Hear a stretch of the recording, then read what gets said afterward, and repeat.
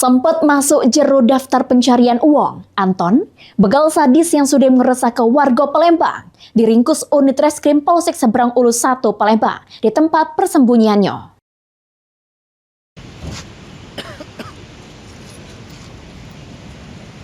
Inilah Anton, pelaku begal sadis yang tak segan-segan ngelukoi korbannya dengan senjata landep.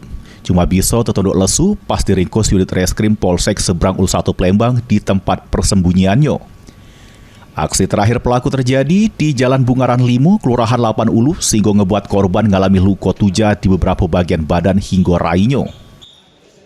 Kapolsek Seberang Ulus 1 Palembang, Kompol Heri ngatoke, modus pelaku minta antar korban, sesudah itu korban diarah ke pelaku ke tempat sepi, langsung ditodong ke pisau. Korban yang sempat ngelawan akhirnya jadi sasaran kebrutalan pelaku sehingga ngalami 11 luka tuja. Kita kembali melakukan penangkapan terhadap satu pelaku yang mana pelaku tersebut termasuk kategori sadis karena korban ditusuk sebanyak 11 kali di bagian tubuh, baik itu di bagian wajah, tangan, dan badan.